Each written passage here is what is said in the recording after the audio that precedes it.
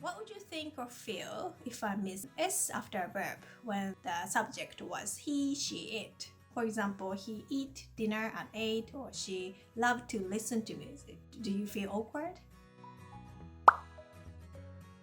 No, I think if someone knows that you're not a native English speaker, then they will understand if you make a small mistake.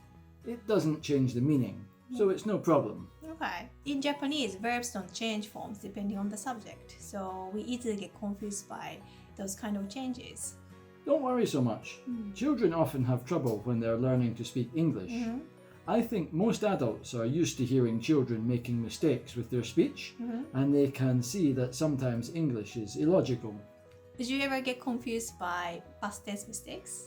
I bought a camera. She asked some questions. Some verbs change in a irregular way, while some just add ed. We usually put ta for the past tense, that it's for describing the past. Adults would never make a mistake like that, but children often say things like, I slept there before, or I eated that last time. It's not correct, but it's easy to understand what someone means if they add ed to a regular verb. We have some words that we can use to describe the past. For example, yesterday, last year, a year ago, and this morning. Would you understand if I said those words in a sentence without changing verb into the past tense? It depends. Sometimes it's not clear what the mistake is. If someone says, I will play golf yesterday, do they mean that they will play golf tomorrow or that they played golf yesterday? Right. So such a mistake can be a little difficult to understand. So did you study that when you were in a primary school? Usually parents and older siblings correct the child when they make such mistakes. Okay. Kindergarten and lower primary school teachers do too. I remember studying grammar rules from a textbook at school, but I think we usually pick up irregular verbs naturally. For foreigners, postpositional particles like ga, o, ni, no, to are really tough to learn, and it's the same for Japanese people. And in fact, my son studies this at school, and he get confused. Yeah, it's tough for me. Yeah. I've studied them before.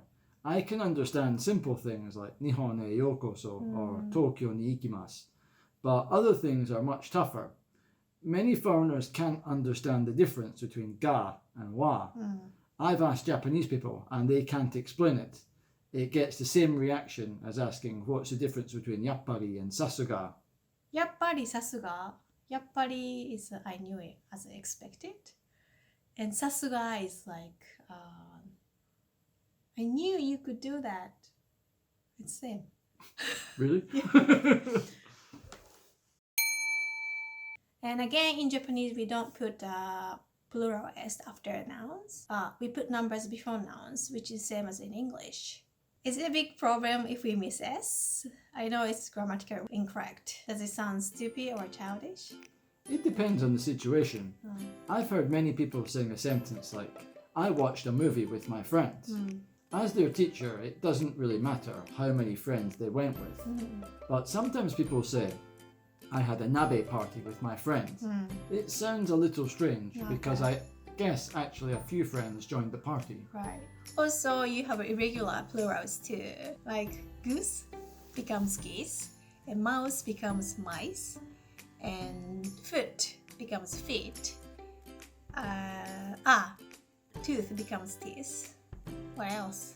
1 sheep, 100 sheep, right. 1 fish, 50 fish. That's めちゃくちゃ confusing. I know, but in Japanese you have oishiso, tanishiso, omoshiroiso, then kawaiso has a different meaning. That's right. そうやね. I didn't notice until you say that. You also say 1, 2, 3, 4, 5, 6, 7, 8, 9, or 9, 10 for counting numbers. Right. Why are the two words for 4, 7, and 9? Maybe they sound similar in some ways. Like 7 rhymes with 1.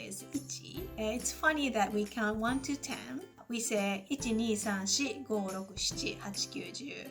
But when we go the opposite, 10 to 1, we say 10, 9, 8, 7, 6, 5, 4, 3, 2, 1. And we say 4 as 4, のし 7 that's 7の七 in this situation. Why?